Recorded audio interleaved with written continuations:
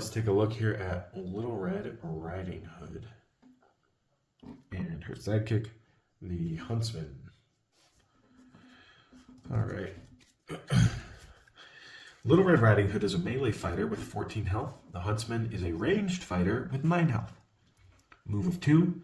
The effect is resolve any effect on a card you play if the symbol next to the effect matches the item in your basket. At the start of the game, place Little Red's basket in your discard pile. Here is Little Red's basket. This starts in your discard pile. It does not count as a card. And then it has all 3 symbols it counts as. So that starts in your discard pile. Then we have her attacks here. Each one of her cards are going to have this symbol on it, one of 3 symbols, or a wild, which could be any of them. It's going to have either knives, it's going to have the pelt symbol, or it's going to have the wolf's bane symbol. Okay, so keep that in mind as we go through the deck. What large hands you have, 2 value attack, you may return this card to your hand. Wolf's bane, instead, you may return the top card of your discard pile to your hand instead. 4 value attack, what big ears you have, 2 copies, you may play this card as a defense, knives. And then we have the versatile, once upon a time, after combat deal 3 damage to the opposing fighter if it's knives, 2 copies. Stones in the belly, 2 versatile, any. 3 copies, your opponent discards 1 random card to add its boost value to this card's value with the knives effect again. What big eyes you have, 3 versatile. The effect is immediately cancel effects on your opponent's card. If you have Wolf's Bane, also ignore the value of your opponent's card, 2 copies of that.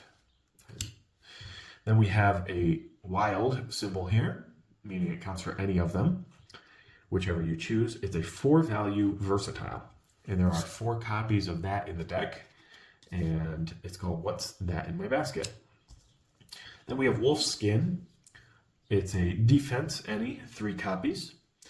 It's draw 2 cards if you have the pelt in your basket. Then we have What a Terrible Big Mouth You Have. 2 defense, 2 value defense. And if you have pelt after combat, deal damage to the opposing fighter equal to the printed value of their card. Never Leave the Path. First scheme we see 2 copies. And the effects are 3 different ones. For the pelt, we have place Little Red in any space, gain 1 action. If it is the knives, deal 2 damage to each opposing fighter in Little Red zone. If it is a Wolf's Bane, draw 3 cards. And then we have these 3 unique cards. They're all the same name, Into the Woods, right? But they each have a different symbol on them. The pelt, the Wolf's Bane, and the knives. But they all will say, and there's 3 copies, not of each individual one, but these are the 3 that will be in your deck. Move Little Red up to 3 spaces, gain 1 action. So they all say that same thing. And then we have the Huntsman cards. We have Long Have I Sought You, attack of 4. And remember, it can be ranged.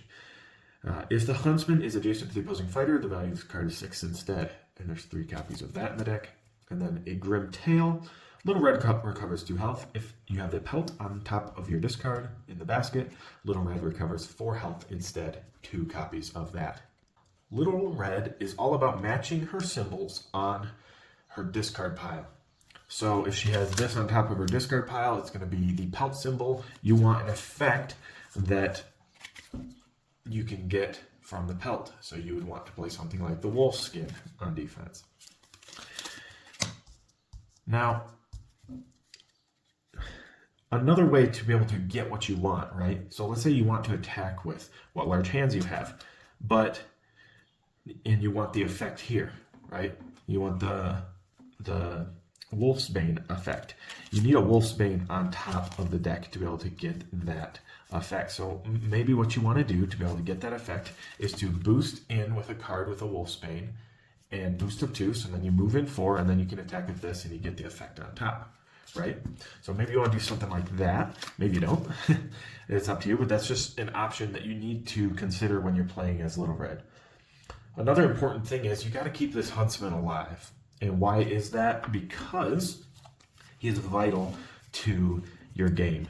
On top of him having this potential 6 value attack that he can threaten 3 times throughout the game, he also has this, which is one of the most important cards in the deck. Little Red recovers 2 health. Well, he can recover 4 health if you have the pelt on top of your discard pile. Or he can have her recover 4 health instead. So you need him alive for her to recover health. And you can play quite the exhaustion game with that in conjunction with some of these other cards that I'll show you in a minute, such as schemes and even this what large hands you have. But what you want to do is keep him back at the beginning of the game and send her in at the beginning of the game. And then bring Huntsman in after you've used up these cards and recovered health for Little Red. And you can actually get this card back a couple times with this card here. You may return the top card of your discard pile instead. Well, because this is the symbol that matches, you'll be able to return this to your hand. Anyway, she mostly does effect damage, as you can see with some of her cards. Most of the heavy hits are not coming from her values. I mean, look at her values. They're not that great. 4 is her highest one, and then 6 if you count him, which can be canceled. So you're getting your effects off of things such as ignore the value of your opponent's card to get your damage in, or your opponent discards a random card to add its boost value. So you need your effects to go off, so having them canceled just hurts Little Red. Let's take a look and go in depth at some of her cards, such as What's in My Basket. It's pretty much, you should use it for attacks, because if you use it for attacks, you're able to get your effects off on defense that you might want to get off, right? So mostly for attacks, you can use it on defense as well, especially if a big hit's coming in. It's one of your stronger defenses. What large hands you have is good for sidekicks and passes, right? So you can attack little sidekicks over and over. This goes back to your hand, and until they cancel it, which if they're canceling this, they're not canceling the effects on your other cards because they're wasting cards to get rid of this particular card, which if you play it, it's an attack, it goes back to your hand, you can attack. It's essentially helping you not go through your deck as fast, right? So you can also return with this card cards such as Once Upon a Time to get more damage, and 3 damage on an effect is pretty good. So you can do that at least twice throughout the game. Or alternatively, you can have them discard, which your opponent discarding a card, of course, is great. And you can, of course, get the 4 values back if that's what's on top. And if you're going for a longer game and healing, you can get these back twice. So essentially 4 times you would be able to use this card if you played your cards right, literally. What big terrible mouth you have.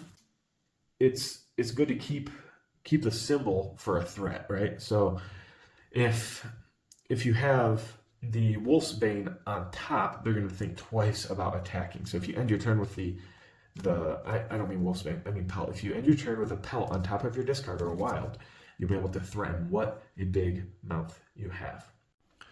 You have to be careful though, because some characters, such as Sinbad or Mary, change the value of the card based on the effect, and so it would only count as the printed value of that card. So be wary of that as you play this card.